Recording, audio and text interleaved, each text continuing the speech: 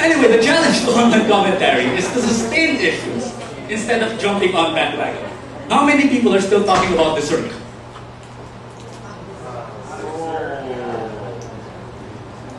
No more. It's gone. It's forgotten. Your president eating at your expense, taxpayers' money, is forgotten. GONAS. How many people are talking about GONAS? Gone. Ang Batuan massacre, wala na. Is it our responsibility as political bloggers and online commentators not to forget these things? Because it's important? Because it's far more important than the here and now, because the here and now is a direct result of these things? To explain issues instead of merely reacting to them. Kaya, again, this is simple archiving, categorizing, and best practices. This is why you should put categories in your blogs. This is why you should tag your posts. This is why you should make your blogs look good and load fast. Ito yun. This is part of it. Tsaka explain it. Do your research before merely reacting. Ay, hindi kasi. Yung the circ, the president is entitled to eat anywhere she wants. What about your taxes? You can further reduce everything into research. Ito yung what I think is one of the things that are lacking in current political commentary is the absence of research. Parang spew, issue, spew. To the point that your opinions are no longer bound by the facts.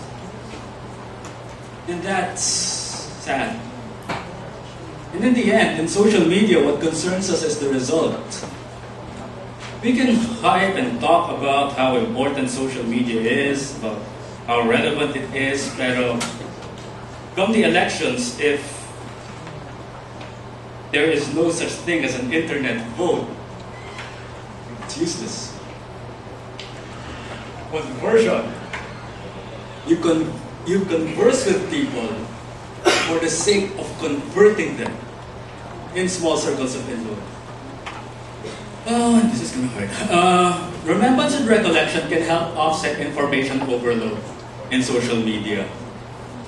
Instead of parang your archives and the things that you write carefully become sort of a diary or a novel of what took place about the issues that are important to us. And bloggers and blog groups should not seek to replace traditional media, nor should they create their own miniature online media empires. Instead of merely doing this for publicity's sake, it can be done for the sake of recalling memory, of a living memory of the events that we are doing now. You want to create your own social media empire? Very good. Just as long as you don't forget the importance of memory. Every issue is relevant, but not every issue is being remembered. Again, no one talks about these things. No one talks about... What else? No one talks about ZTE. What else? What is that? 88? The 88 health workers. The 88 health workers. Borong 43, no one's talking about them anymore. What? Are we functioning in the same way as mainstream media should? Don't we become custodians anymore of the collective memory of our people? Kasi yun yung issue of the day, so it will get me hits. Yay! Ever. So social media and blogging gave up. Here's the direct result of relevance assessment. Social media and blogging gave a very small segment of the population a voice in political issues. Very small.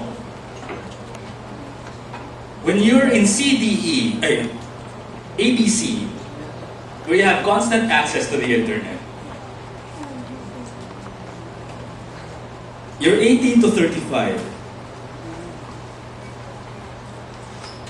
well-educated, you represent a very small fraction of the population. Kasi bro, Wait lang. Not that I'm discounting the importance of that small population because it can influence. Oh yes, it can. People do read blogs. Contrary to the extreme kanina. People do read blogs. But in the struggle to remain relevant, we forget we are diarists, we are bloggers, and therefore we are compelled to remember. Sana hindi nakalimutan na i-blog yung mga issue na yun. Na yun lahat, that all the commentaries that we're blogging about today are not forgotten. Because everything is related. Of course, this is what a political blog can be, not should be. The documentation of truth, documentation of thought and emotion, and bloggers as the diarists of this generation. And conversion, as much as we want to say that social media has changed things, it has not yet.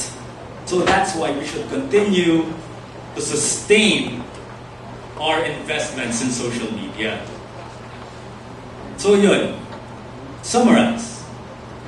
It's not yet the time of social media. It's not yet Obama time. We're getting there, and therefore we should sustain it. We're getting there, and therefore we should not forget the things that got us there.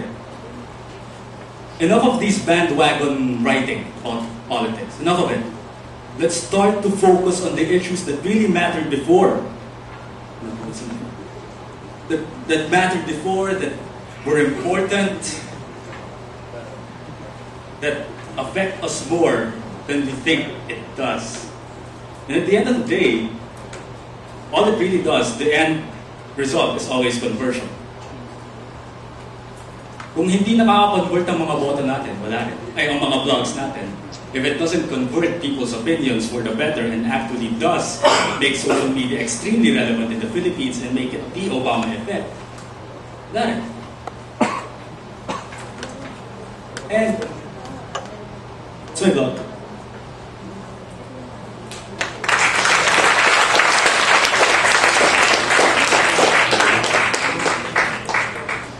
Hi guys, we're open for 3 questions. Okay, the guy in brown, then of course Mike Abundo.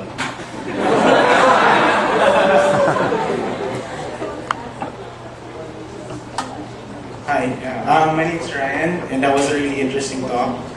I actually have a lot of questions, but I'm just going to focus on two which I think I really want to get an answer about real quick.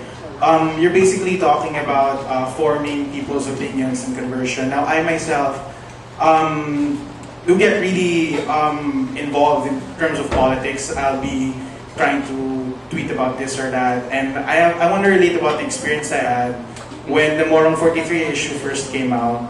I noticed that it wasn't really being paid a lot of attention to, even when it came out, compared to other issues, like the LASERC issue. A lot of people were more upset about that than about the health workers.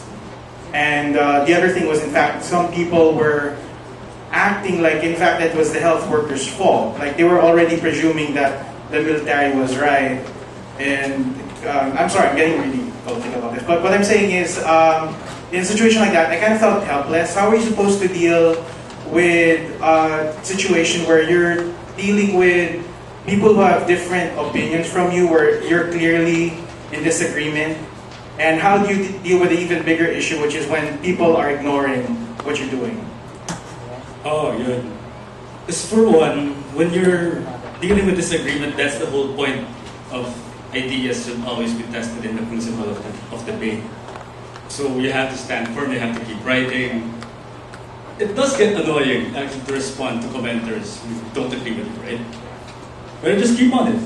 If you don't think the opinion should be even dignified at all, take the high ground. As far as people ignoring,